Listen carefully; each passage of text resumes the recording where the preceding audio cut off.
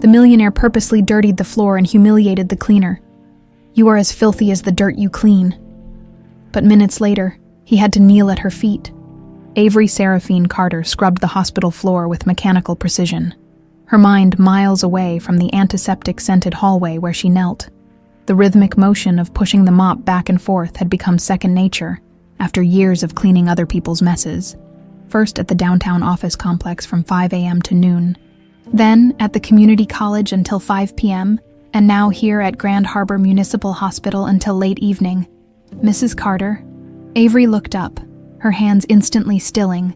Dr. Rivers stood a few feet away, clutching a manila folder that Avery immediately recognized. It contained her daughter's test results. The doctor's expression told her everything she needed to know before a single word was spoken. "Can we talk privately for a moment?" Dr. Rivers asked, her voice gentle but clinical, in a small consultation room that smelled of coffee and hand sanitizer. Avery perched on the edge of a chair as Dr. Rivers explained what the latest echocardiogram had revealed. "Daisy's ventricular septal defect has increased in size," the doctor said, pointing to shadowy images that meant nothing to Avery's untrained eyes, but everything to her mother's heart. "The pressure in her pulmonary arteries is concerning. We've managed with medication for years, but I'm afraid we've reached the point where surgical intervention is no longer optional. It's necessary." "How soon?" Avery asked, her voice barely above a whisper. "Within the next 2 months, 3 at the absolute maximum." Avery's mind immediately began calculating numbers, her savings, her credit card limits, the small insurance policy that covered only a fraction of what Daisy needed. The surgery would cost more than she could earn in 5 years. "I understand," she said simply, because what else could she say? Later that night, in the cramped one-bedroom apartment they called home, Avery watched her daughter sleep. At 7, Daisy was small for her age, her complexion too pale, her breathing sometimes labored. But when she smiled, God, when she smiled, it was like looking at Jeremiah all over again. Those unmistakable green eyes, the dimple on her right cheek, the way her nose crinkled when she laughed. Avery's hand instinctively went to the gold medallion hidden beneath her sweater, the Redwood family crest, the last tangible connection to a life that sometimes felt like nothing more than a dream. 10 years ago, she had been Avery Redwood, medical student and wife to Jeremiah, heir to one of the country's largest fortunes. Now she was just Avery Carter, a nobody with calloused hands and 3 minimum-wage jobs. Her phone buzzed with a text message from Clean and Shine Staffing Agency. "Urgent opening tomorrow. Luxury residence. Double pay for short notice. Interested?" Avery texted back immediately. Yes. She didn't ask for details. She couldn't afford to be picky. Double pay meant double pay, and Daisy's medical bills wouldn't wait. On the other side of Grand Harbor, Maxwell Redwood Hathaway stood at the floor-to-ceiling windows of his study, staring out at the manicured gardens of the Redwood estate without really seeing them. At 65, he remained an imposing figure, tall, broad-shouldered, with a full head of silver hair and the same piercing green eyes that had intimidated business rivals for decades. He held a crystal tumbler of scotch in one hand and a medical report in the other. The words "further testing required" and "concerning abnormalities" stood out in stark relief against the white paper. Maxwell had survived hostile takeovers, market crashes, and business betrayals, but his body was now staging its own revolt, one he couldn't control with money or influence. A soft knock interrupted his thoughts. "Enter," he commanded, not turning from the window. "The board meeting has been rescheduled for tomorrow morning," his assistant informed him. "And Mr. Leon Redwood has requested to join." Maxwell's jaw tightened at the mention of his half-brother. "Fine, that'll be all." After the door closed, Maxwell drained his scotch in one swallow. Leon, always hovering like a vulture, as if he could smell Maxwell's weakness. 8 years ago, when Jeremiah had disappeared, Leon had been the one to bring Maxwell the evidence of his son's betrayal. Photographs, bank transfers, a hasty note in Jeremiah's handwriting. His only son, his heir, running off with some European model, abandoning everything, including his new wife, that gold-digging medical student Maxwell had warned him against. The sharp pain in his chest returned, and Maxwell couldn't tell if it was grief or whatever condition the doctors were trying to diagnose. Both were eating him alive. His phone rang. Brandon Cole, the ex-cop turned private investigator he'd hired years ago to find Jeremiah. "Still nothing?" Maxwell asked without preamble. "Still nothing," Brandon confirmed. "But I'm following a new lead in Rustwood Highlands. Might be nothing, but..." "Follow it," Maxwell interrupted. "Whatever it costs." After hanging up, Maxwell pulled open his desk drawer and removed a small velvet box. Inside lay an identical copy of the medallion he'd given Jeremiah on his 20th birthday. The Redwood family crest in solid gold, a tradition passed down for generations. Jeremiah had been wearing his. The day he disappeared, Maxwell snapped the box shut. 8 years of searching, of hoping, of hating, and still nothing but ghosts. From his own wing of the Redwood mansion, Leon Redwood watched the digital feed from the hidden camera in Maxwell's study. At 58, Leon was leaner than his half-brother. His hair dyed an unnatural black, his face subtly lifted by the best plastic surgeon's money could buy. He smiled as he watched Maxwell put away the medallion, noted the medical report on the desk, observed the slight tremor in his brother's hand as he poured another scotch. Everything was proceeding according to plan. The monthly doctor's report indicated the medication swap was working. Not enough to raise suspicion, but enough to gradually weaken the great Maxwell Redwood. Leon's phone chimed with a message from the psychiatric facility in Rustwood Highlands. Patient J stable. Memory treatments continuing as scheduled. Excellent. 8 years of keeping Jeremiah drugged into compliance. 8 years of gradually taking control of various Redwood subsidiaries. 8 years of patient waiting. Soon the empire would be his. The empire that should have been his from the start. As the firstborn son, his phone rang again. The display showed Clean and Shine Staffing Agency. Mr. Redwood, we've confirmed a replacement cleaner for tomorrow as requested. References checked. Background clear. Good, Leon replied. Make sure she understands the confidentiality requirements, as he ended the call. Leon smiled again. Maxwell's paranoia about staff was useful. It allowed Leon to control who entered the mansion, ensuring none stayed long enough to notice patterns or overhear too much. This new cleaner would be just another faceless servant, coming and going without impact, while Leon continued to tighten his grip on the Redwood legacy. Little did he know that destiny had just dealt a wild card into his carefully arranged deck. The Redwood mansion loomed before Avery like something from another world. 3 weeks had passed since she'd started working there, yet the sheer opulence of the estate still took her breath away. Massive stone pillars, immaculate gardens, and windows that gleamed like diamonds in the morning sun. It was the kind of place that made her feel like an intruder, merely by existing within its boundaries. She clutched her cleaning cart tighter as she passed through the service entrance, nodding to the security guard who barely acknowledged her. After 3 weeks, she was just another invisible person who kept the mansion functioning. West Wing needs extra attention today, Mrs. Hoffman, the head housekeeper, informed her curtly. Mr. Redwood is hosting business associates in the main study at 11. Everything must be spotless.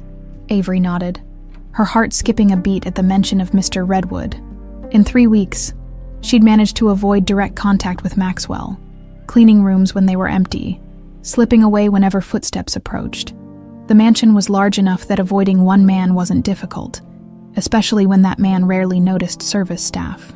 As she pushed her cart toward the West Wing, Avery's hand instinctively went to her chest, feeling the outline of the medallion beneath her uniform.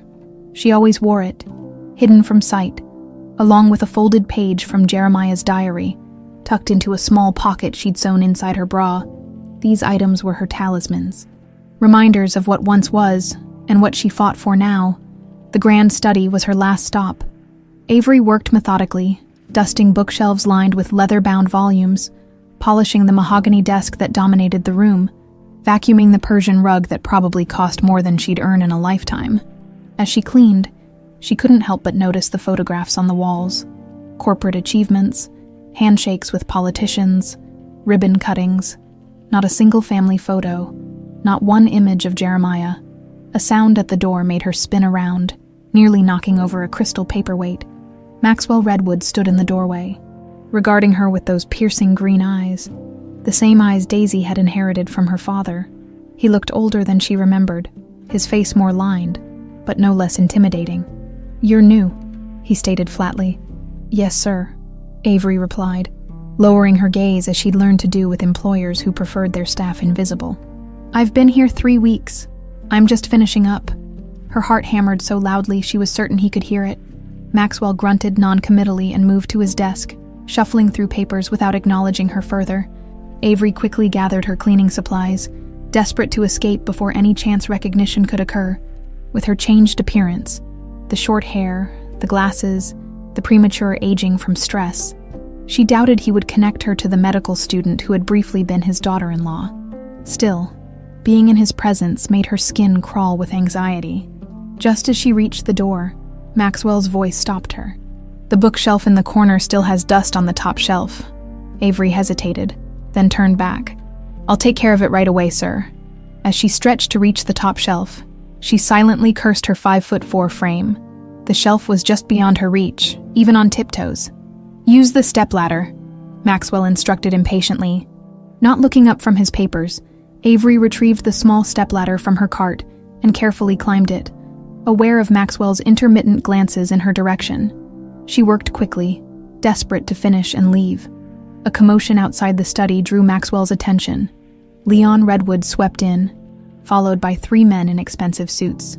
"Maxwell, we're early, I know, but the Tokyo investors were eager to get started," Leon announced, his voice dripping with false cordiality. Maxwell rose to greet them, his demeanor instantly shifting to that of the confident business titan. "Gentlemen, welcome to Redwood Enterprises."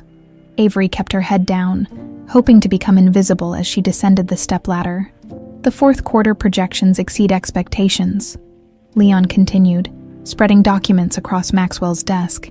"But the Chinese market is showing concerning volatility that—" "I've reviewed the numbers," Maxwell interrupted sharply. "The volatility is manageable if we proceed with the strategy I outlined last week." One of the investors, a stern-looking Japanese man, raised an eyebrow. "Your strategy involves significant risk, Mr. Redwood. Perhaps we should consider alternatives." "There are no alternatives," Maxwell responded, his tone growing colder. Redwood Enterprises didn't become an empire by playing it safe. As the tension in the room intensified, Avery attempted to slip out unnoticed. Her elbow knocked against a decorative vase, causing it to wobble. She caught it before it fell, drawing unwanted attention. Maxwell's eyes darted to her, irritation flashing across his features. The business discussion halted awkwardly. "Perhaps the cleaning staff should return later," Leon suggested smoothly, something in his tone, a hint of disdain that went beyond normal dismissiveness toward service workers, made Maxwell's expression darken. Avery had seen that look before, years ago, when someone had challenged his authority. What happened next shocked her to her core. "No," Maxwell said, his voice dangerously quiet. "Let her stay." He walked deliberately to a silver coffee service on a side table, picked up the full pot, and turned to Avery with cold fury in his eyes. "You," he said, "seem to enjoy being noticed." Without warning, he poured the coffee directly onto the pristine carpet. "Clean it," he commanded. Stunned, Avery stared at the spreading brown stain on the expensive rug.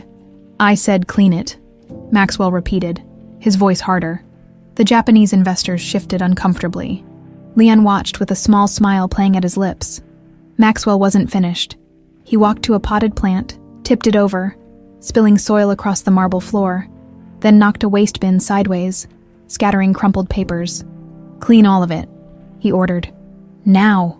Avery felt her cheeks burn with humiliation as she knelt on the floor, aware of the business executives watching her. With trembling hands, she began blotting the coffee stain, fighting back tears. "This is how it works, gentlemen," Maxwell announced, returning to his desk. "When I give an order, it's followed. Whether it's a corporate strategy or cleaning a mess, my word is final." As Avery worked, Maxwell's voice cut through her like a knife. "You are as filthy as the dirt you clean. People like you were born to serve people like us." Something inside Avery snapped. She looked up, momentarily forgetting her disguise, and met Maxwell's gaze directly. For a fleeting second, confusion crossed his face. A hint of recognition quickly dismissed. She returned to her task, hands shaking with suppressed rage and humiliation. As she leaned forward to gather the scattered waste paper, The chain around her neck caught on a decorative nail head in the desk. When she pulled away, it broke, sending the medallion tumbling out from beneath her uniform. The gold redwood family crest landed on the marble floor with an accusatory clink, spinning briefly before coming to rest directly at Maxwell's feet. Alongside it fluttered a yellowed page covered in handwriting, a page from Jeremiah's diary. The room fell completely silent. Maxwell stared at the medallion, his face draining of color. He knelt slowly, picking up the gold piece with a shaking hand. "Where did you get this?" he whispered, his voice barely audible. Avery, frozen in place, couldn't speak. The medallion, Jeremiah's medallion, now lay in the palm of his father's hand, a betrayal of her carefully maintained disguise. Maxwell's eyes moved from the medallion to the diary page. He reached for it, scanning the handwritten text, recognition dawning in his eyes. "This is Jeremiah's writing," he said, looking up at Avery with dawning comprehension. "This is dated a week after he supposedly left." Their eyes locked, green meeting brown, as 8 years of deception began to crumble. "Everyone out," Maxwell commanded, not breaking eye contact with Avery. "Except you," as Leon and the investors reluctantly departed, casting curious glances behind them. Avery knew her carefully constructed world was about to collapse. The door clicked shut behind Leon and the investors, leaving Avery and Maxwell in a silence so complete she could hear the antique grandfather clock ticking in the corner. Maxwell stared at her, the medallion clutched in one hand, Jeremiah's diary page in the other. "Who are you?" he demanded, his voice low and dangerous. Avery stood, her legs unsteady. "I think you know who I am." Maxwell's eyes narrowed as he studied her face, peering beyond the short hair, the plain glasses. The years of hardship etched into her features. Recognition dawned slowly, then all at once. "Avery Seraphine," he whispered. "The medical student." "Carter now," she corrected. "I took my mother's maiden name." Maxwell circled her like a predator, disbelief and suspicion warring on his face. "You were married to my son for what, 2 months?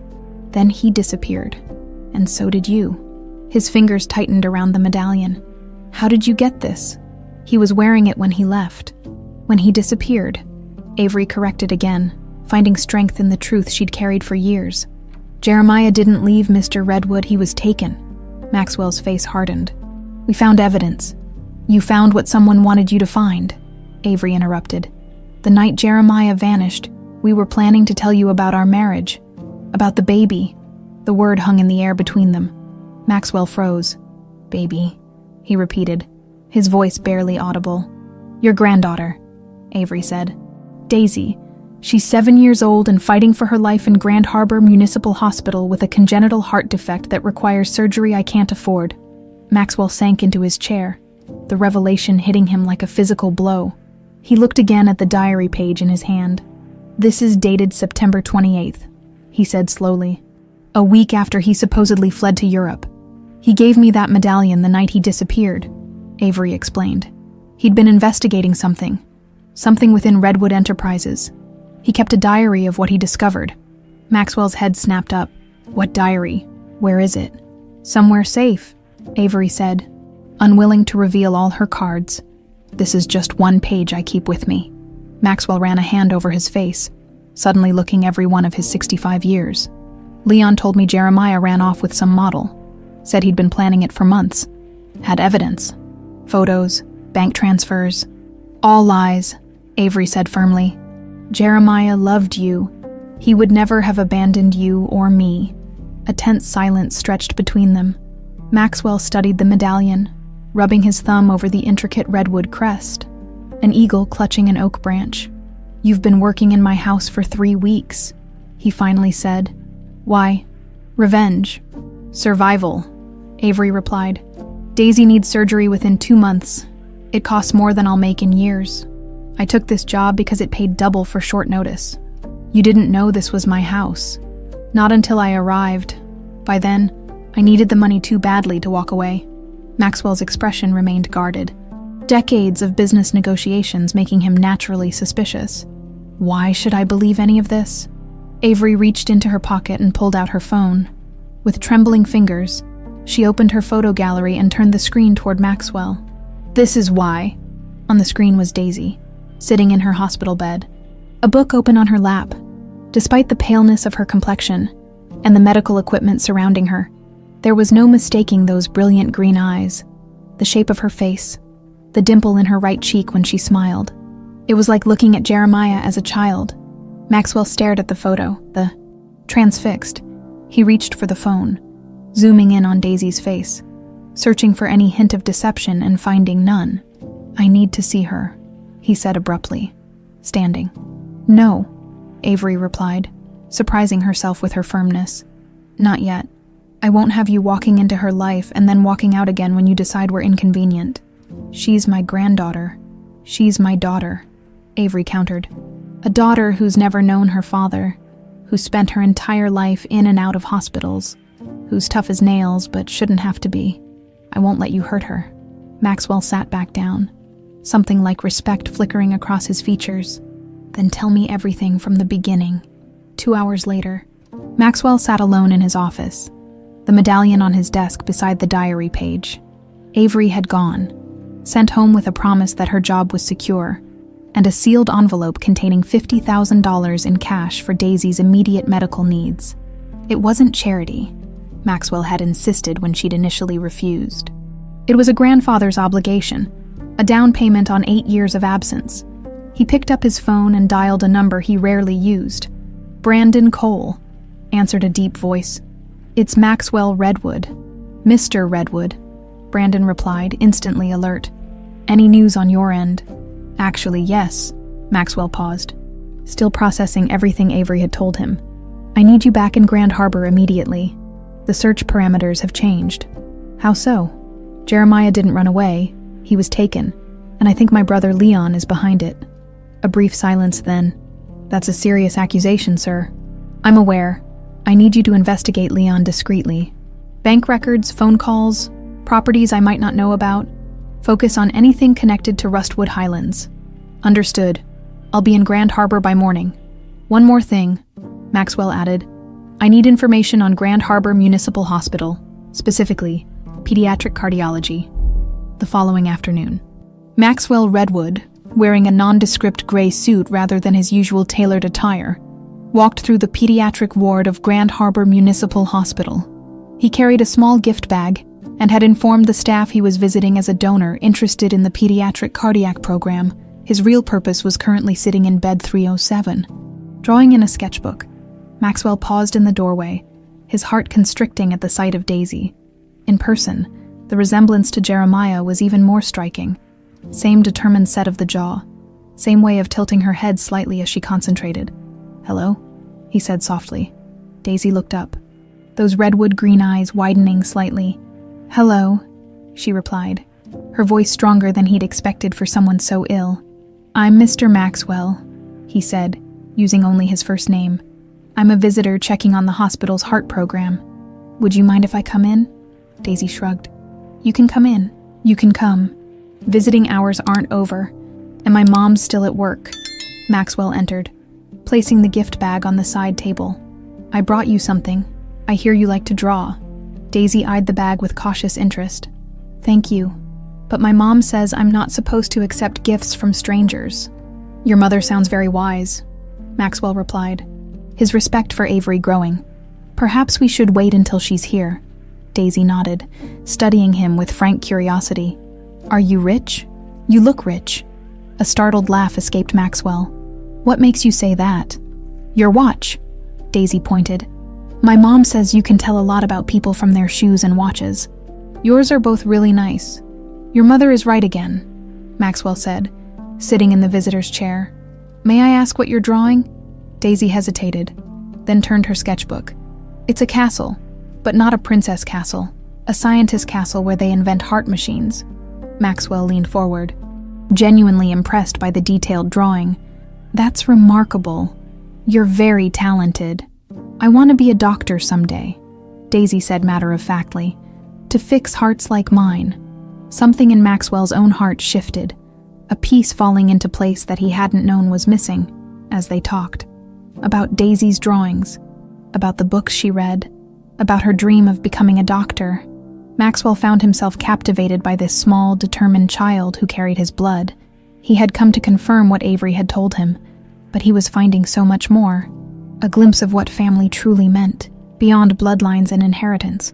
What he didn't see was Leon watching from the hallway, phone in hand, a calculating expression on his face. Brandon Cole had learned patience during his 15 years on the police force.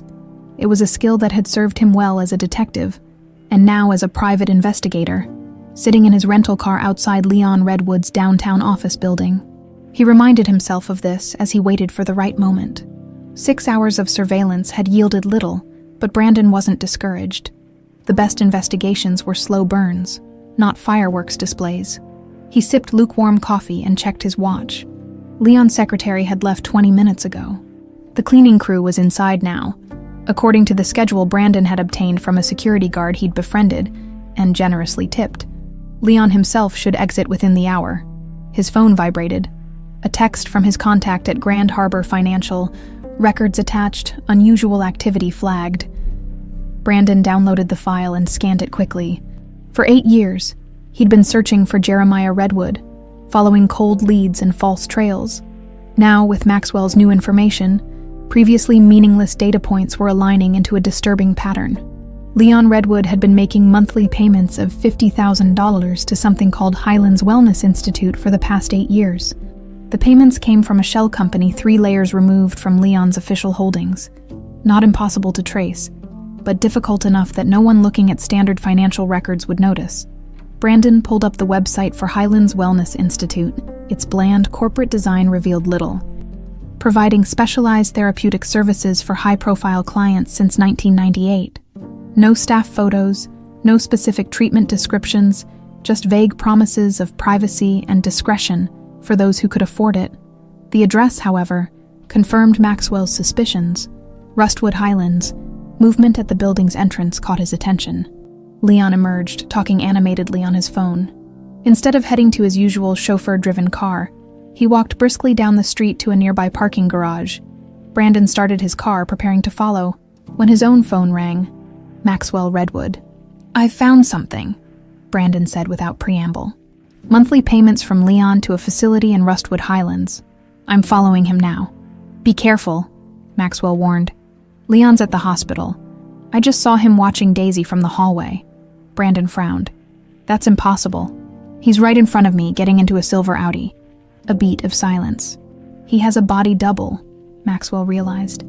"Of course he does. I'll stay on this Leon," Brandon decided. "You keep an eye on Daisy." "Already done. I've arranged private security. Discreet, posing as additional hospital staff. No one will get near her without proper clearance." Brandon pulled into traffic, maintaining a safe distance behind Leon's Audi. "What's our next move regarding the facility?" "Get me proof," Maxwell said, his voice hardening. "Concrete evidence that Jeremiah is there, then we move." Nurse Harriet Winters had worked in pediatric cardiology for 35 years. She'd seen it all. Miracle recoveries, devastating losses, children braver than most adults. After 3 decades, very little surprised her. But the green eyes of the little girl in bed 307 had stopped her in her tracks. Harriet had been new to Grand Harbor when she'd first encountered those same distinctive eyes, a shade between emerald and jade that she'd never seen before or since. Except now, in this child, she'd been a private nurse then, caring for a young boy named Jeremiah Redwood after his tonsillectomy. Those eyes, the bone structure. This child was unmistakably related to the Redwood family. Now, checking Daisy's vitals during evening rounds, Harriet chatted with the girl while contemplating this puzzle. "Did you enjoy your visitor today?" she asked casually. "Mr. Maxwell," Daisy replied. "He was nice. He knows lots about science and hearts. He's coming back tomorrow with a book about medical inventions." Harriet's hands stilled momentarily on the blood pressure cuff. Maxwell Redwood himself had visited. Things were getting curiouser. "That sounds lovely," she said, noting Daisy's slightly elevated heart rate on the chart. "Remember to rest, though. No getting too excited over books." "Nurse Harriet, will my mom be here soon?" "Any minute now, honey."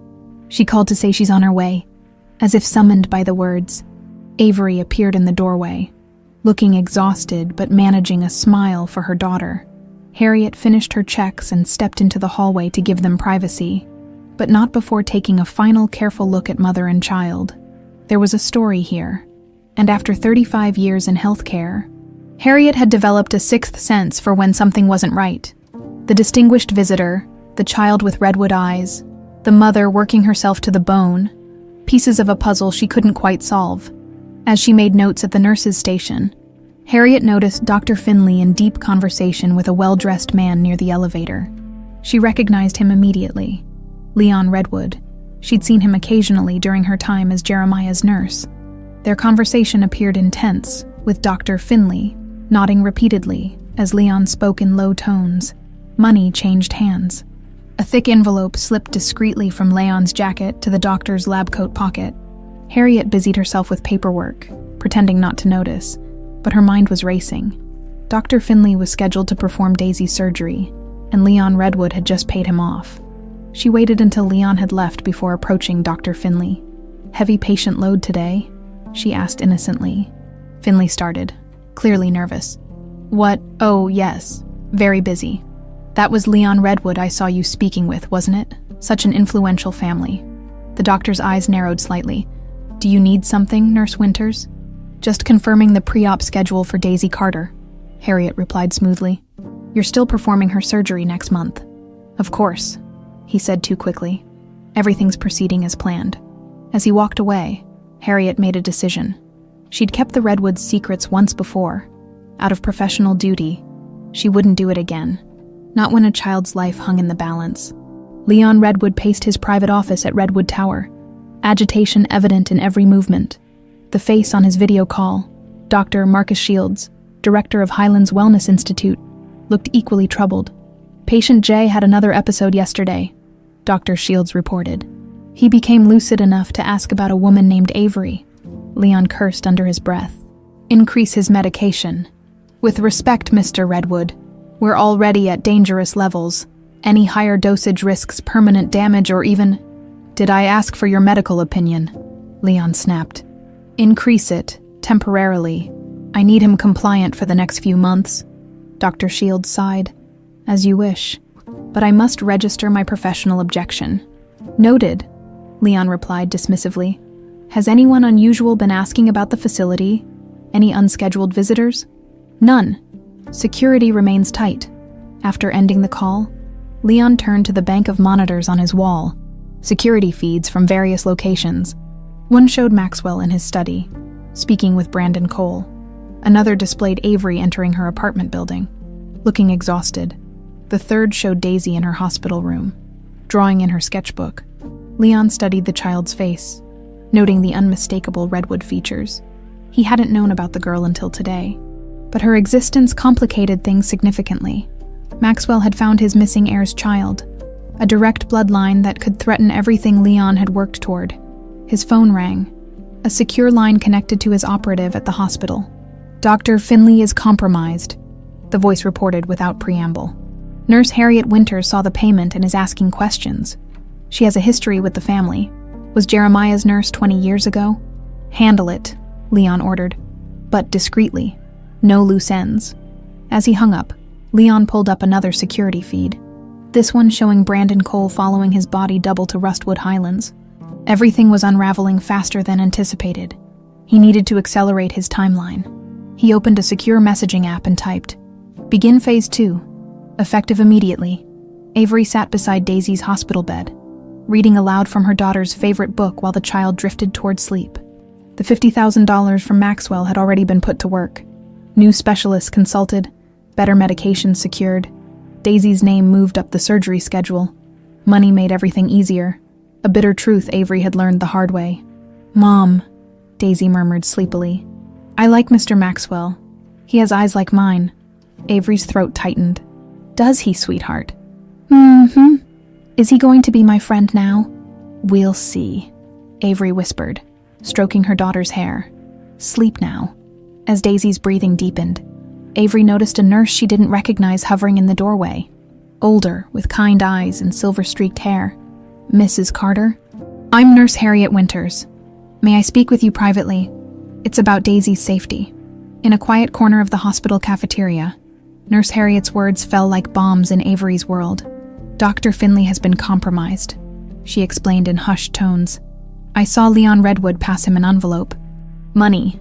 And afterward, when I questioned him about Daisy's surgery, he was nervous, evasive." Avery's hands trembled around her coffee cup. "What are you saying?" "I'm saying your daughter is in danger if Dr. Finley operates on her," Harriet replied bluntly. "And I think it has something to do with her being a Redwood." Avery stared, speechless. "Those green eyes are unmistakable," Harriet continued. "I was Jeremiah's nurse when he was a boy, changed his bandages after a tonsillectomy when he was 10.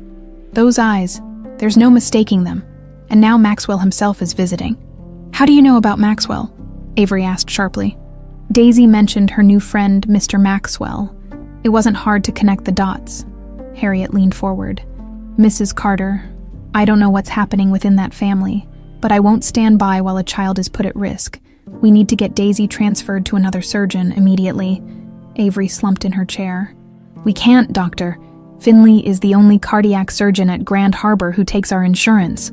We're barely managing as it is." "Then we need help," Harriet said firmly. "Powerful help." Maxwell's private study had become a war room. Brandon Cole stood before a whiteboard covered with names, dates, and connecting lines. Avery sat rigidly in a leather chair, while Nurse Harriet perched beside her. Maxwell himself paced the length of the room, absorbing the implications of what they'd pieced together. "Leon's been making payments to Highlands Wellness Institute for exactly 8 years, Brandon explained, pointing to financial records. "The payments began 1 week after Jeremiah disappeared. And this facility specializes in what exactly?" Maxwell demanded. "Officially, mental health treatment for high-profile clients. Unofficially," Brandon shrugged, "it's isolated, heavily secured, and nearly impossible to access without prior clearance. Perfect place to keep someone against their will," Harriet observed. Maxwell stopped pacing. "And now Leon is bribing the doctor scheduled to operate on my granddaughter." His voice was dangerously calm. "Why? To silence us," Avery suggested. "We're getting too close to whatever he's hiding." "Or to secure his position," Brandon added. "If Jeremiah is being held somewhere, and now there's proof of his child, a direct Redwood heir, Leon loses everything," Maxwell finished. "The inheritance, the company control, everything he's been positioning himself for." Avery stood abruptly. "I don't care about inheritances or company control. My daughter needs heart surgery within 6 weeks or she could die. That's all that matters to me." The room fell silent, all eyes on her. "She's right," Maxwell said eventually. "Daisy is the priority." He turned to Harriet. "Who's the best pediatric cardiac surgeon you know of? Not in Grand Harbor, anywhere." "Dr. Helena Morris at Boston Children's," Harriet replied without hesitation. "But she's booked months in advance, and the cost is irrelevant," Maxwell interrupted, "and schedules can be adjusted for the right reasons." He picked up his phone, dialing. "Janet, contact Dr. Helena Morris at Boston Children's Hospital. Whatever it takes to get her to Grand Harbor within the week. Private jet, accommodations at the peninsula, triple her usual fee. Just make it happen." He hung up and faced the group. "Daisy will be transferred to Redwood Memorial's private wing tomorrow. Full security detail. Restricted access, doctor. Morris will perform the surgery there." Avery shook her head. "Redwood Memorial is the most expensive hospital in the state. My insurance won't—" "Daisy is a Redwood," Maxwell stated, his tone brooking no argument. "Her medical care is my responsibility." Avery swallowed hard, pride warring with practical necessity. "And what about Jeremiah, while Daisy's being treated? Leon will know we're onto him, if Jeremiah is at that facility." "I'll find him," Brandon promised. "Now that we know where to look." "Not alone," Maxwell said. "I'm coming with you." Avery stared at him. "You'd leave Daisy during her surgery." Something vulnerable flashed across Maxwell's face. "She has you? Jeremiah has no one." He hesitated.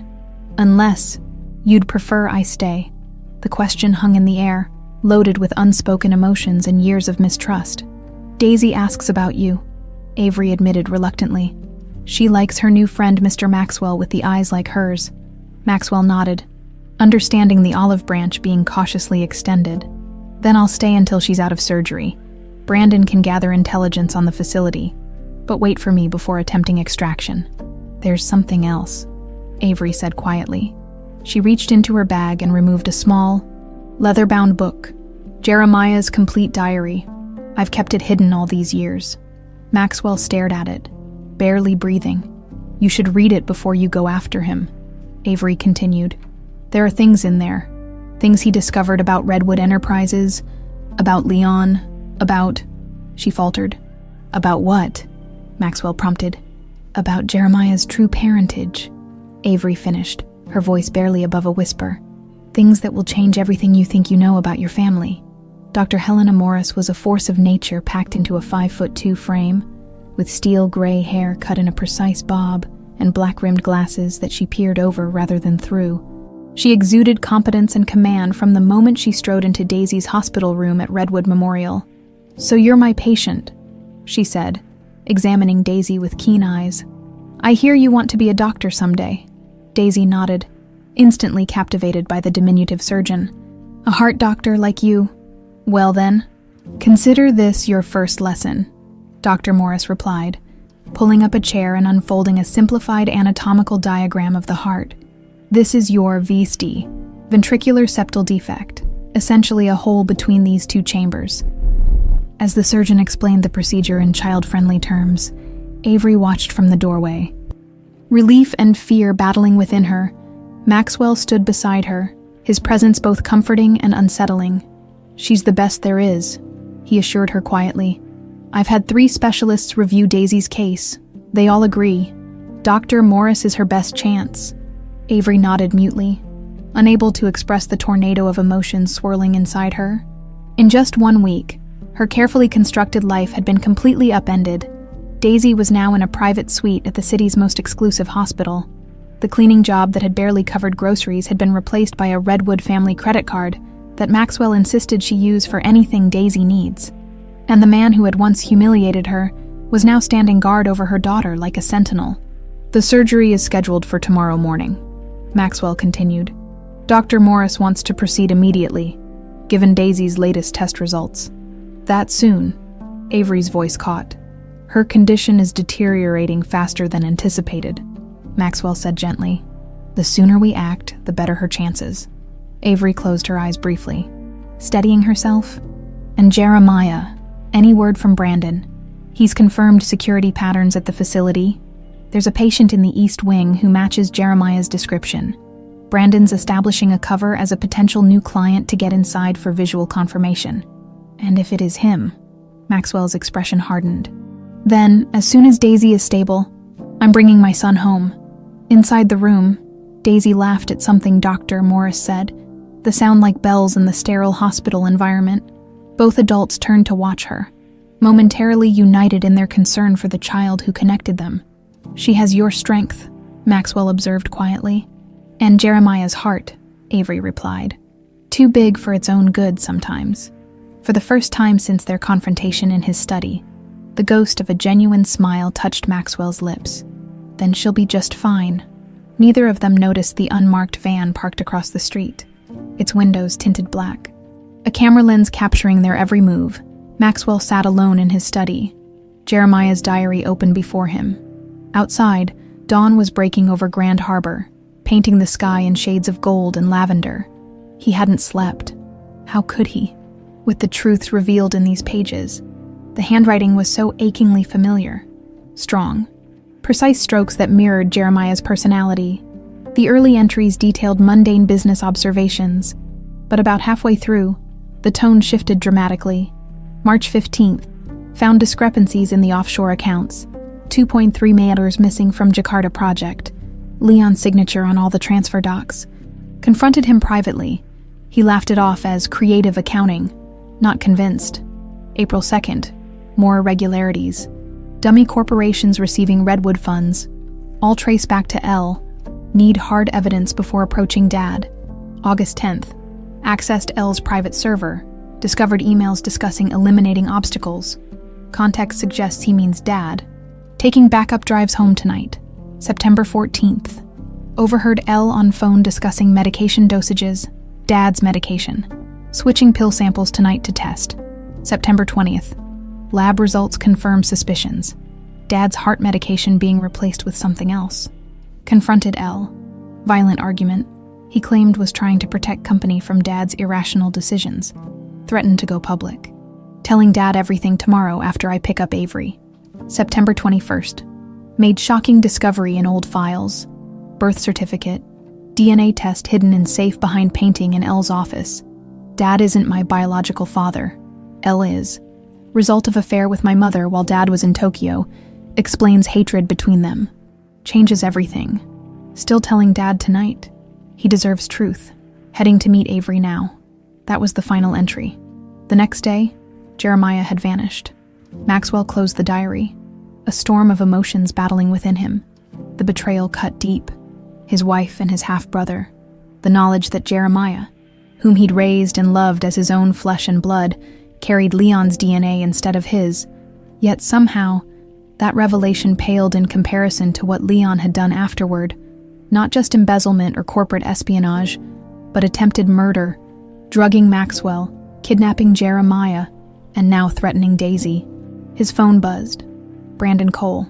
"I'm inside," Brandon said without preamble, posing as a wealthy tech CEO touring the facility for his troubled brother. Security is tight but manageable. And Maxwell's knuckles turned white around the phone. "East Wing, room 237. It's him, sir. I caught a glimpse during their therapy session. He's thin, sedated, but it's definitely Jeremiah." Maxwell closed his eyes briefly, relief and rage warring within him. What's his condition? Hard to assess from what I saw. Physically mobile but heavily medicated. Nurses mentioned breakthrough moments. When he becomes more lucid, they increase his dosage when that happens. "Can you get him out?" "Not alone," Brandon replied. "We need a team and medical support. He'll need proper detox." "I'm coming to you," Maxwell decided. "Tomorrow, after Daisy's surgery, have everything ready." After hanging up, Maxwell turned to the window, watching the sun now fully risen over the city he'd spent a lifetime conquering. What was it all worth? His empire, built on lies and manipulation, while his family was systematically destroyed. For the first time in decades, Maxwell Redwood wept. In room 237 of Highlands Wellness Institute, Jeremiah Redwood sat by the window, staring at the manicured grounds below. At 38, he looked older, his once athletic frame gaunt, his dark hair threaded with premature gray, his mind trapped in a perpetual fog. Today was one of his more lucid days. The new night nurse had made a mistake with his evening medication, giving him a lower dose than prescribed. The resulting clarity was both blessing and torture. 8 years. He'd pieced that much together from overheard conversations and the changing seasons outside his window. 8 years since he'd discovered the truth about Leon, about his parentage, about the plot against his father. No, not his father. Maxwell, the man who had raised him. Avery's face came to him through the mental haze.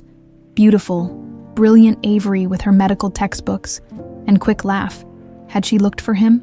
Had she believed the lies Leon surely told about his disappearance? There had been a baby. He remembered that much. Avery had been pregnant when he was taken. A child who would now be 7, 8. A child who might have his eyes, his smile. A child who would think their father had abandoned them. The door opened. Dr. Shields entered with a nurse, medication tray in hand. "Good morning, Jeremiah.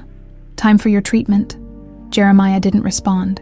He'd learned that resistance led to forced injections, isolation rooms, better to appear compliant while holding onto the fragments of himself in secret. "We've adjusted your medication," Dr. Shields continued, watching as the nurse prepared a syringe.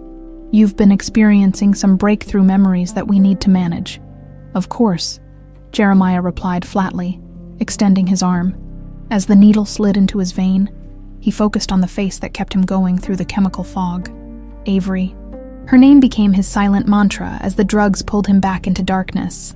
Across town at Redwood Memorial Hospital, final preparations for Daisy's surgery were underway. Dr. Helena Morris reviewed the latest scans with her team, while Avery sat beside her daughter's bed, attempting to appear calm despite her internal terror. "Remember what Dr. Morris said," Avery murmured, smoothing Daisy's hair. 8 hours for the surgery, then you'll wake up in recovery with a special monitor to make sure your heart is behaving itself. Daisy nodded solemnly. "And then I'll have a super cool scar to show my friends." "That's right." Avery managed to smile, marveling at her daughter's courage. A soft knock at the door announced Maxwell's arrival. He'd traded his usual power suit for casual slacks and a sweater, an outfit that made him look more grandfather than corporate titan. "Good morning, Daisy," he said, his voice gentler than Avery had ever heard it. "I brought you something." He produced a small silver charm bracelet with a single heart-shaped charm. "It's a tradition in our family, a token for courage. My mother gave one to me before my tonsillectomy when I was about your age." Daisy's eyes widened as Maxwell fastened it around her wrist. "It's beautiful. The heart is made from the same silver as the Redwood family medallion," he explained, careful to avoid looking at Avery. For strength, a nurse appeared in the doorway. "It's time, Daisy. We need to get you prepped." What followed was a blur of activity. Daisy being wheeled toward the operating room, last-minute instructions from Dr. Morris, promises that they'd be right there when she woke up. Then, abruptly, silence in the empty hospital room. Avery stood frozen, staring at the door through which her daughter had disappeared. Maxwell remained equally still, both of them suspended in the terrible moment of surrender to forces beyond their control. "She'll be fine," Maxwell said finally, sounding like he was trying to convince himself as much as Avery. "You read the diary," Avery observed. Not a question. Maxwell nodded, his expression unreadable. "All of it. Then you know that Jeremiah isn't biologically mine." "Yes." He paused, choosing his words carefully. "It changes nothing about how I feel about him." "Or Daisy." Avery studied him, searching for deception and finding none. Brandon called. "He found Jeremiah, confirmed it's him." Maxwell's voice caught slightly. "Heavily sedated but alive. We're going to get him out tomorrow." "I should be there," Avery said. "Your place is here with Daisy. He's my husband," Maxwell conceded with a slight nod. "We'll figure it out after the surgery." They moved to the surgical waiting area, a private room Maxwell had arranged, and settled in for the long wait. Minutes stretched into hours of tense silence, occasional updates from surgical nurses, and countless cups of mediocre coffee. 4 hours into the surgery, Maxwell's phone rang. The caller ID displayed Brandon Cole. "What is it?" Maxwell answered tensely. "We're in the middle of Daisy's—" Brandon's urgent voice cut him off. "They're moving him, sir. Tonight, I overheard Dr. Shields ordering preparations for patient J to be transferred to a more secure location. There's a medical transport scheduled for midnight." Maxwell's face hardened. "Where?" "Unknown. But once they move him, we may never find him again." Maxwell looked at Avery, torn between impossible choices. Jeremiah could disappear forever if they didn't act now, but Daisy was still on the operating table, her future uncertain. "Go," Avery said quietly, reading his expression. "Bring him home. Daisy and I will be waiting." Maxwell hesitated. "Are you sure?" "She has me. She has Dr. Morris. Jeremiah has no one." Avery echoed his words from earlier. "I'll call the moment she's out of surgery." With a brief nod, Maxwell was gone, already on the phone arranging his helicopter to Rustwood Highlands. Avery returned to her lonely vigil, praying for both her daughter and the husband she hadn't seen in 8 years. The operating room at Redwood Memorial gleamed under harsh lights, a symphony of beeping monitors and hushed professional voices. Dr. Helena Morris stood over Daisy's small form, her hand steady as she directed her team through the delicate procedure. "Cardiopulmonary bypass established," the perfusionist reported. "Patient is stable." Dr. Morris nodded, focused entirely on repairing the hole between Daisy's ventricles. What had begun as a routine VSD closure had become more complex as they discovered additional structural abnormalities not visible on previous scans. "We've got more extensive damage than anticipated," she informed her team calmly. "The septal defect has multiple components, and there's significant pulmonary hypertension. We'll need to adjust our approach." In the observation room above the operating theater, Nurse Harriet watched anxiously. She'd taken a personal day from Grand Harbor Municipal to be here, unable to abandon Daisy and Avery at this critical moment. Through the glass, she could see Dr. Morris working with practiced precision, but also the complications that were extending what should have been a 4-hour surgery well into its 6th hour. Her phone vibrated, a text from the private security team Maxwell had hired. Unknown male attempted to access surgical floor, intercepted and removed. Description matches Dr. Finley. Harriet's blood ran cold, even with all their precautions. Leon's influence had nearly reached Daisy. She hurried down to the surgical waiting area where Avery sat alone, pale and exhausted. "Any updates?" Avery asked immediately. "The surgery's taking longer than expected," Harriet explained gently. "Dr. Morris found additional complications, but she's addressing them. Daisy's holding steady." She hesitated before adding, "There was a security incident. Dr. Finley attempted to access the surgical floor. He was stopped." Avery's eyes widened in alarm. "He was going to... He didn't get anywhere near Daisy," Harriet assured her quickly. "The security team handled it, but it confirms our suspicions about Leon's intentions." Avery stood, nervous energy propelling her to pace the small room. "Maxwell's gone to rescue Jeremiah. We're all exposed, vulnerable. What if Leon has other people here? What if..." "Avery," Harriet interrupted firmly. "I've worked in hospitals for 35 years. Trust me when I say Daisy couldn't be in better hands than Dr. Morris's. And I'm not leaving until she's safely in recovery." Avery nodded gratefully, drawing strength from the older woman's steadfast presence. "How much longer, do you think?" "Another hour, maybe 2. Dr. Morris won't rush. That's a good thing." As they settled back into their anxious wait, neither woman noticed the custodian who lingered too long outside the waiting room door, nor the brief call he made after moving down the hallway. The Redwood helicopter cut through the night sky, its rotors a thunderous heartbeat against the darkness. Inside, Maxwell checked his watch. 10:37 p.m. Less than 90 minutes until Jeremiah's scheduled transfer.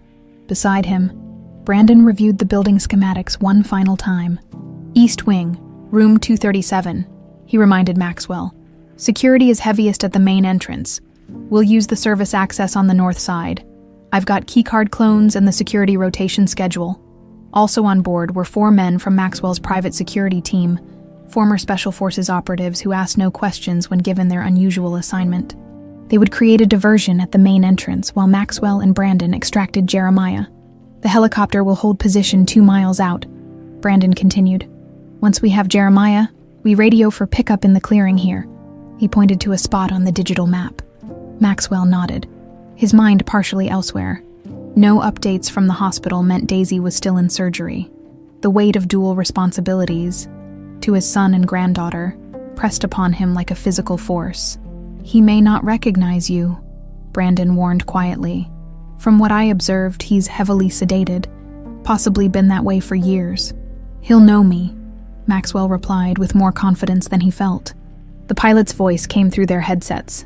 "Approaching drop zone in 5 minutes, sir." Maxwell checked the secure phone he'd left with Avery. Still no messages. He sent a quick text. "En route to J. Updates on D." The reply came almost immediately. "Still in surgery. Complications, but stable. Focus on J. We're okay." He tucked the phone away, squaring his shoulders as the helicopter began its descent. After 8 years of searching, he was finally bringing his son home.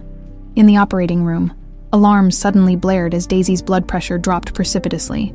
"Pulmonary pressure spiking," the anesthesiologist reported urgently. "BP 80/40 and falling." Dr. Morris remained perfectly calm, her hands steady. "She's reacting to the patch material. Switch to bovine pericardium and prepare for temporary pacing." The surgical team moved with practiced efficiency. No wasted motions. Despite the crisis, Dr. Morris guided them through the necessary adjustments, her voice never rising above its usual measured tone.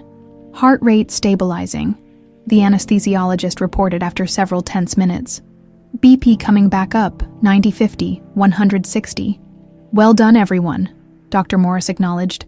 "Now let's close this final section and get this young lady to recovery." In the waiting room, Avery and Harriet remained unaware of the crisis that had been averted, the surgical team seeing no need to frighten the family with complications they'd successfully managed.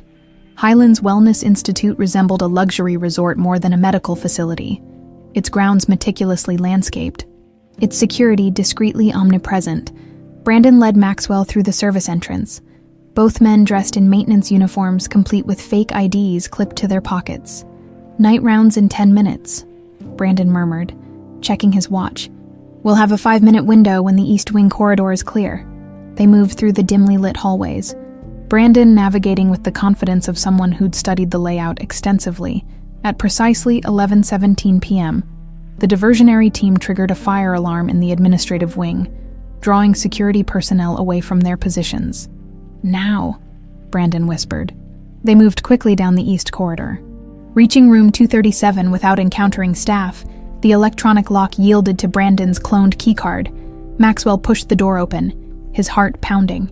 The room was spacious and well-appointed, more luxury hotel suite than hospital room.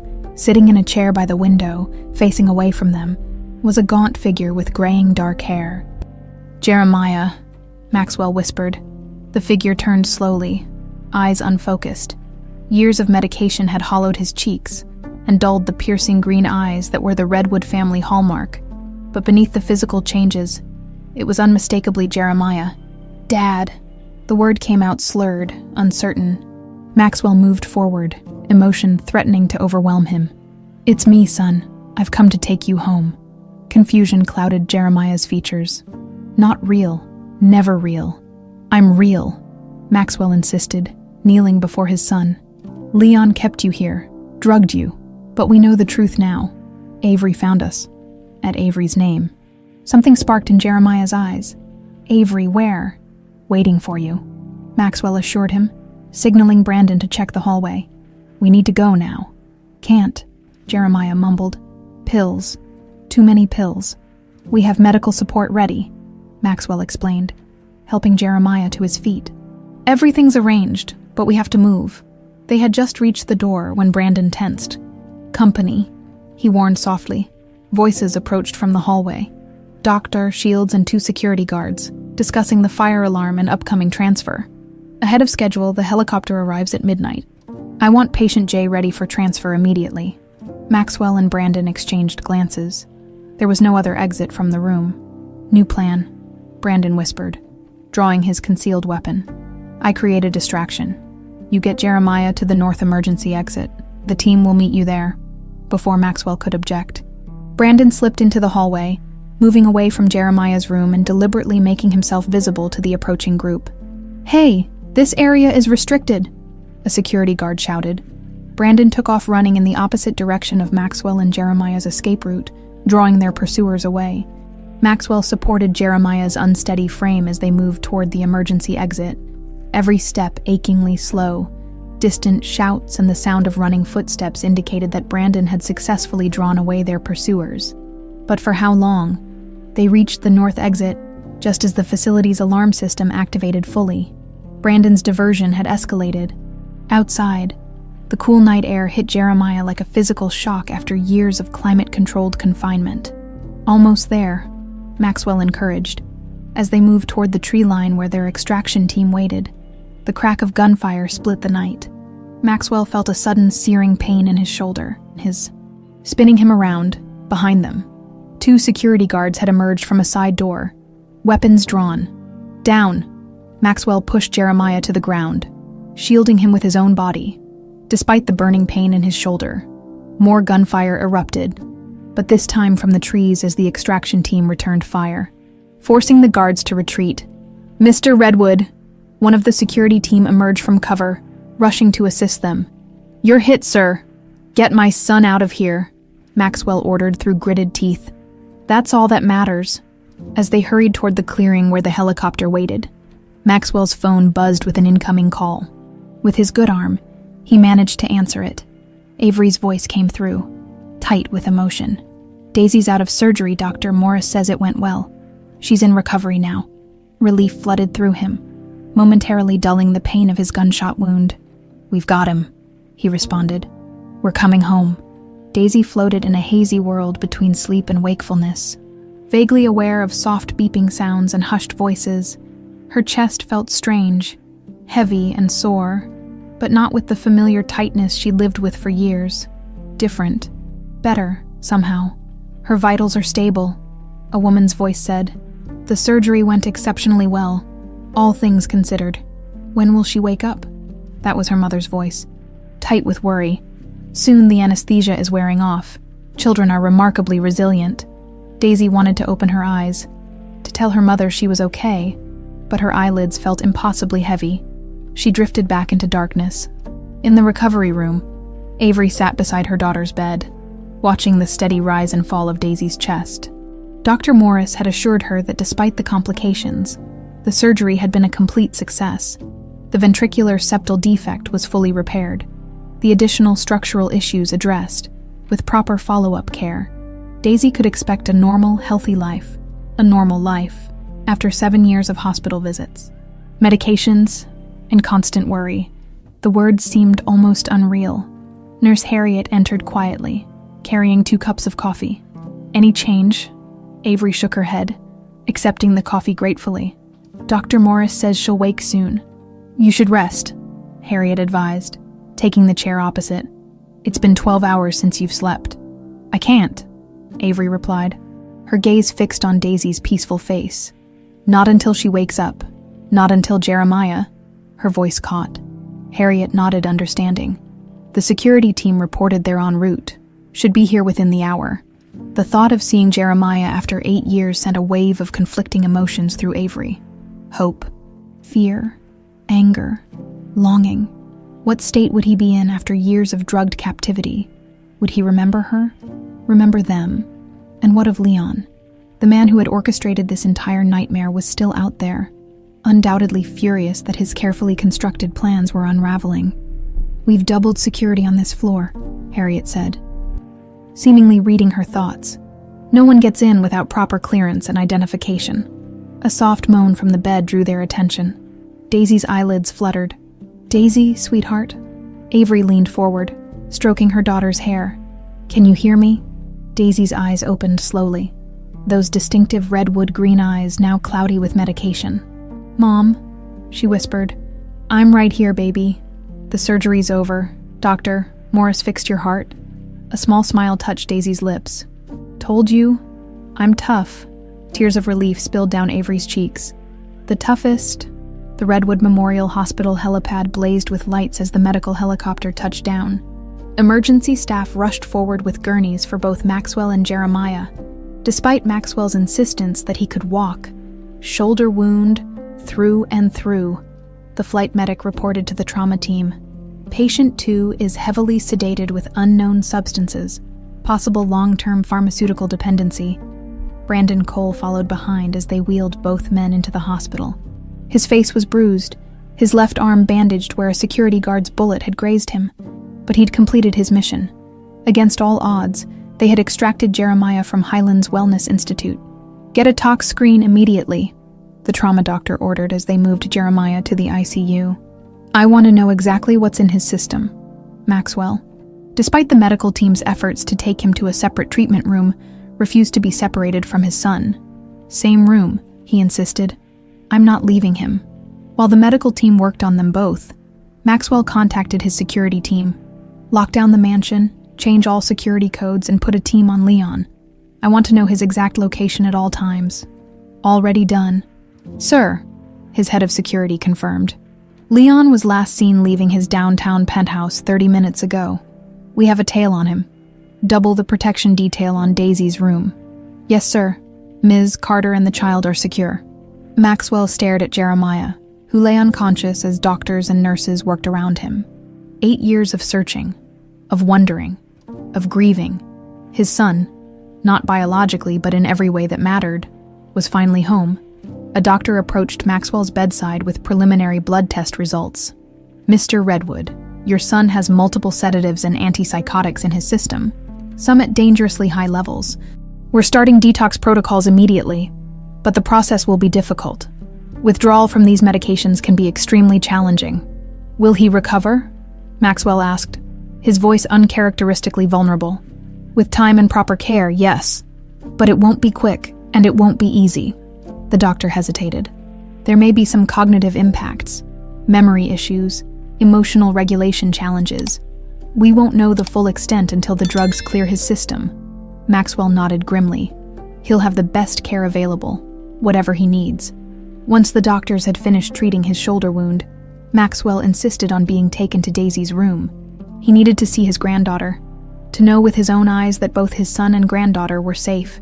When he entered Daisy's recovery room, Avery rose immediately. "Jeremiah, he's here, in the ICU, heavily sedated, but alive." Maxwell's voice caught. "They're working on detoxing him now." Avery's legs gave way. and she sank back into her chair, overwhelmed by the reality that her husband was finally within reach after 8 endless years. "You're hurt," she noted, seeing the bandage peeking out from Maxwell's hospital gown. "It's nothing, barely a scratch." He moved to Daisy's bedside, studying her sleeping face with undisguised tenderness. "How is she?" "The surgery was successful," Avery replied. "Dr. Morris says she'll make a complete recovery." Maxwell gently took Daisy's small hand in his. "She has the Redwood strength." "Mr. Redwood," Harriet interrupted softly from the doorway. "There's a situation. Your security team just reported that Leon has entered the hospital." Maxwell stiffened. "How?" "He used his position on the hospital board to override the security protocols. He's demanding to see you and Jeremiah." "Where is he now?" "Arguing with security outside the ICU. He's claiming you've kidnapped a mentally ill patient who requires specialized care." Maxwell's expression darkened. "He won't get near Jeremiah again. Or Daisy."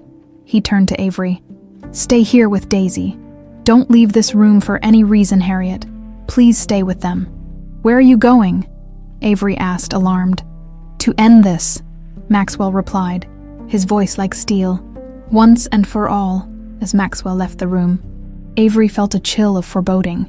8 years of lies and manipulation had culminated in this moment, both Daisy and Jeremiah fighting for recovery in the same hospital, while the man responsible for their suffering prowled the corridors.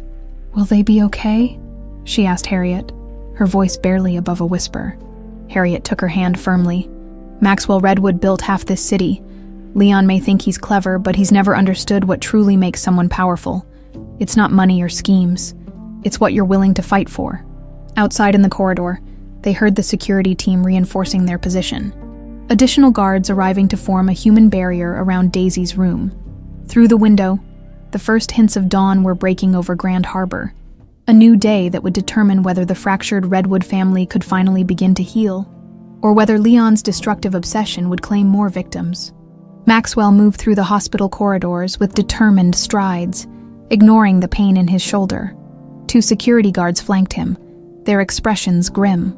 The hospital staff parted before them, sensing the tension that radiated from the powerful businessman as they approached the IQ. Maxwell could hear Leon's voice, smooth, reasonable, persuasive, the voice that had charmed investors and politicians for decades while concealing a ruthless ambition. "A dangerous misunderstanding. My nephew requires specialized care. His condition causes paranoid delusions. Maxwell is acting irrationally due to his own health issues." Maxwell rounded the corner to find Leon surrounded by 3 men in expensive suits, his lawyers. Undoubtedly, facing off against Brandon Cole and the hospital's head of security, Leon. Maxwell's voice cut through the tension like a blade. Leon turned, his practiced smile not quite reaching his eyes. "Maxwell, thank God, this unfortunate situation has gotten completely out of hand." "Has it?" Maxwell replied coldly. "Jeremiah needs to return to Highlands immediately. His doctors there understand his condition. He's been under their care for years." Leon's performance was flawless. The concerned uncle, the voice of reason. 8 years, Maxwell corrected. "He's been their prisoner for 8 years, since the night you had him kidnapped." Leon's face registered shocked offense, perfectly calibrated for their audience. "That's absurd. You're not well, Maxwell. These conspiracy theories." "We have Jeremiah's diary," Maxwell interrupted. "We have financial records of your payments to Highlands. We have Dr. Shields in custody, who I suspect will be quite forthcoming once the FBI gets involved." Something flickered in Leon's eyes, the first crack in his composure. "This is slander. My lawyers will—" "Your lawyers can't help you with attempted murder, kidnapping, and corporate fraud," Maxwell continued, moving closer. "It's over, Leon." For a moment, something like genuine regret crossed Leon's features. "You never understood, did you? What I did for the company, for the family legacy. You were making emotional decisions, putting the business at risk. So you drugged me, kidnapped my son, tried to kill my granddaughter." "Granddaughter?" Leon's surprise seemed genuine, but he recovered quickly. "Another delusion. You don't have a granddaughter." "Daisy Carter," Maxwell stated flatly. 7 years old, Jeremiah's daughter with Avery, The child you tried to eliminate through Dr. Finley. Leon's lawyers exchanged uncomfortable glances, clearly not briefed on this aspect of the situation. I think we should continue this discussion privately, one of the lawyers suggested, attempting to defuse the situation. There's nothing to discuss, Maxwell replied, never taking his eyes off Leon. Security will escort Mr. Redwood from the premises. The police have been notified. Leon's pleasant mask finally slipped, revealing the cold calculation beneath. You can't prove anything, Maxwell. And even if you could, do you really want the world to know our family's dirty laundry? That Jeremiah is actually my son, not yours. The surrounding staff and security team froze at this revelation. Maxwell didn't flinch. Do you think I care about that now? He asked quietly. Jeremiah is my son in every way that matters. And I'm taking back everything you've stolen from him, from all of us. Something dangerous flashed in Leon's eyes. Let me see him. Never again. He's my son. Leon's composure shattered completely, his voice rising to a shout. Mine by blood. You had everything. Our father's approval, the company, the Redwood name, while I was treated like an afterthought. Even when I gave you an heir, you never knew. Security moved forward, but Maxwell held up a hand, stopping them. Why keep him alive then? Why not just kill him too? Leon's expression shifted, something almost human flickering across his features. I couldn't. He's my blood, the only thing truly mine in this family.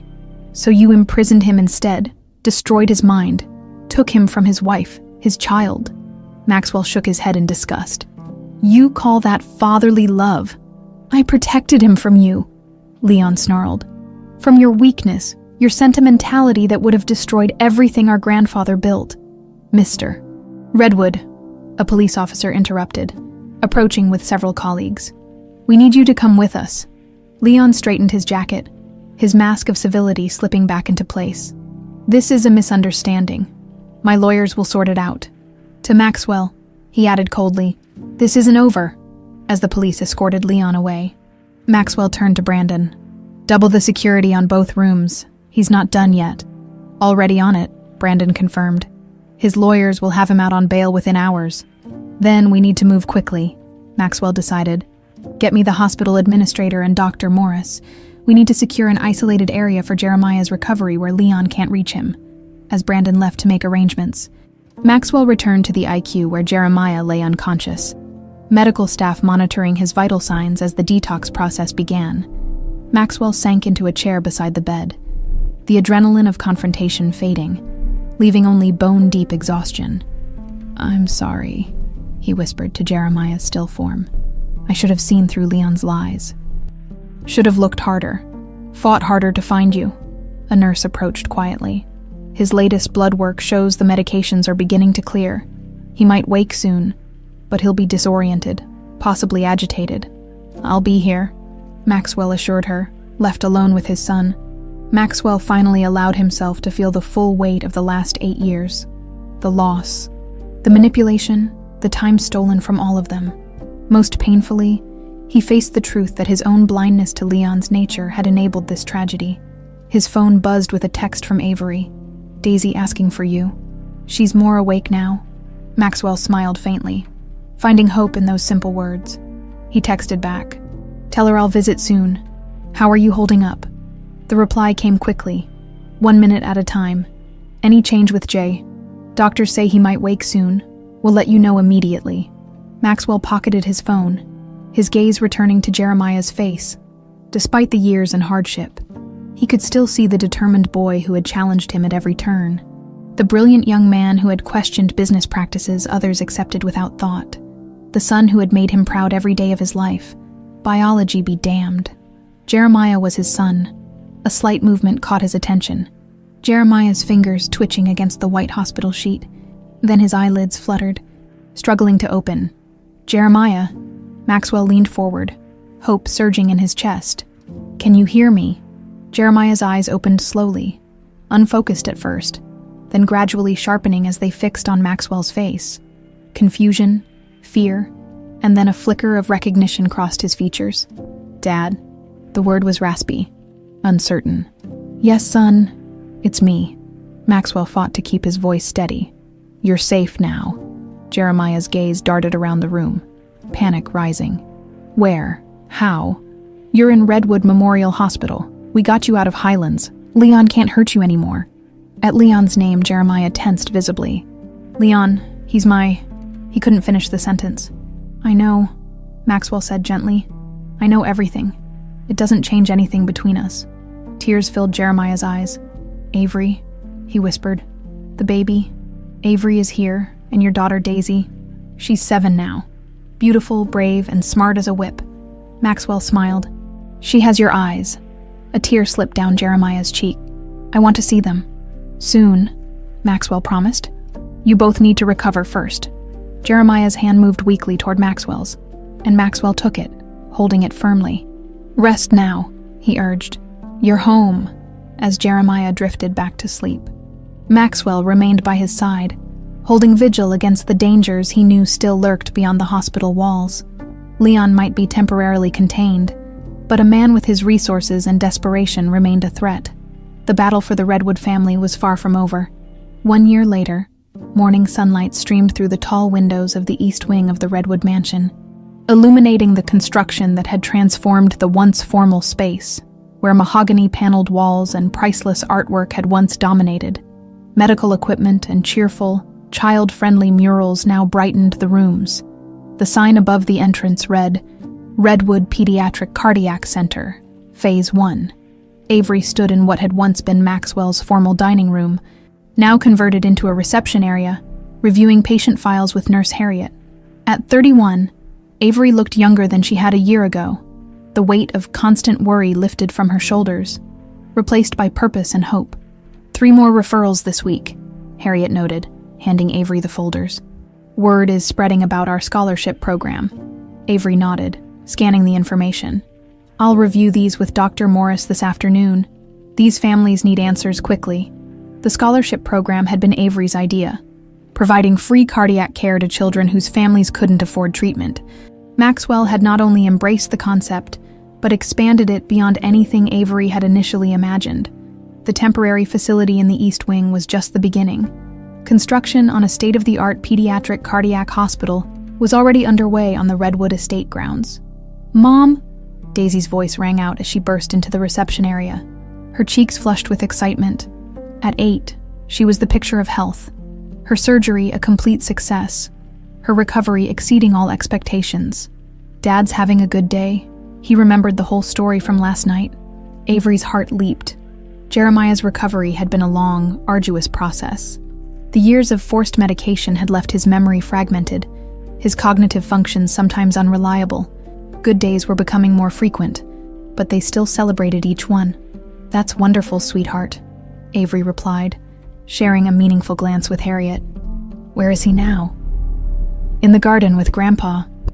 They're looking at blueprints again. Avery smiled, still occasionally struck by how naturally Daisy had taken to calling Maxwell Grandpa. Despite having known him for just over a year, their bond had been immediate and profound, as though making up for lost time with extra intensity after finishing her work. Avery made her way through the mansion to the garden terrace. There she found Jeremiah and Maxwell bent over architectural plans spread across a table, deep in discussion. At 39, Jeremiah still showed signs of his ordeal, occasional tremors in his hands, premature gray threading his dark hair. Moments when his focus drifted unexpectedly, but the haunted look that had dominated his eyes in those first months had largely faded. The surgical wing needs more natural light, Jeremiah was saying, pointing to the blueprints.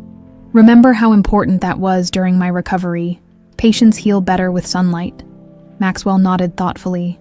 We can extend these windows, add skylights here and here. It was still strange sometimes, watching them together. The biological truth of their relationship known but largely irrelevant to the father-son bond they'd always shared. If anything, the revelation had strengthened their connection, forged in the crucible of shared trauma and recovery. Good morning, Avery called, joining them on the terrace. Both men looked up, identical green eyes brightening at her approach. Jeremiah rose to greet her with a kiss, something he never failed to do, as though making up for 8 years of missed opportunities. Daisy says you're having a good day, Avery said, taking his hand. Jeremiah nodded. The new medication regimen is working, Doctor. Patel says another 6 months, and we might be able to reduce the dosage again. The recovery process had been as much about carefully removing the harmful drugs from his system as it had been about healing psychologically.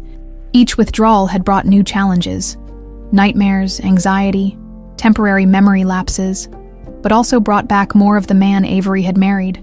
We're finalizing the plans for the main facility, Maxwell explained, his pride evident. Construction begins next month. The Redwood Pediatric Cardiac Center would be his legacy, not the business empire he'd spent decades building, but this healing place born from his family's suffering. The corporate empire still existed, of course, now run by a board of directors with Maxwell maintaining oversight, but his heart, like Jeremiah's, had found new purpose in healing rather than acquisition. Have you seen the news? Avery asked quietly. Both men's expressions darkened slightly. They knew what she meant without elaboration. Leon's trial had concluded the previous week, despite his expensive legal team's efforts. The evidence against him had been overwhelming. Brandon Cole's meticulous investigation had uncovered not just the crimes against Jeremiah, but a pattern of corporate fraud, blackmail, and corruption spanning decades. The diary had been particularly damning, corroborated by financial records and testimony from Dr. Shields, who had turned state's evidence in exchange for leniency. 20 years, Maxwell confirmed. No possibility of parole for at least 15. The appeals process has already started, Jeremiah added, a shadow crossing his face. His lawyers filed yesterday. It won't change anything, Maxwell assured him. The evidence is ironclad. They fell silent for a moment, each lost in thoughts of the man whose jealousy and ambition had nearly destroyed them all. Have you decided? Avery asked gently. About visiting him. Jeremiah stared out at the garden, where Daisy was now playing with a golden retriever puppy, a recent addition to the family. I don't know if I'll ever be ready for that, he admitted, but I did write him a letter. This was news to both Avery and Maxwell. What did you say? Maxwell asked carefully. That I know he's my biological father, that I understand the difference between being a father and being a dad.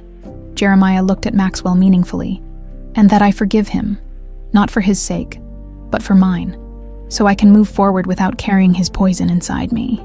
Maxwell's hand came to rest on Jeremiah's shoulder, a gesture of profound pride and understanding.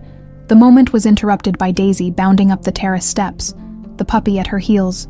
Mom, Dad, Grandpa, can I show Scout the new clinic rooms? Dr. Morris said it might be good to have a therapy dog when the real patients come. That sounds like an excellent idea, Maxwell agreed. Perhaps you could help design a program for it. Research what other hospitals do with therapy animals. Daisy's face lit up at being given such important responsibility. I'll make a whole presentation, with charts and everything. As she dashed off with renewed purpose, the three adults shared a smile. She's going to run this place someday, Jeremiah predicted. Without a doubt, Avery agreed. Maxwell checked his watch.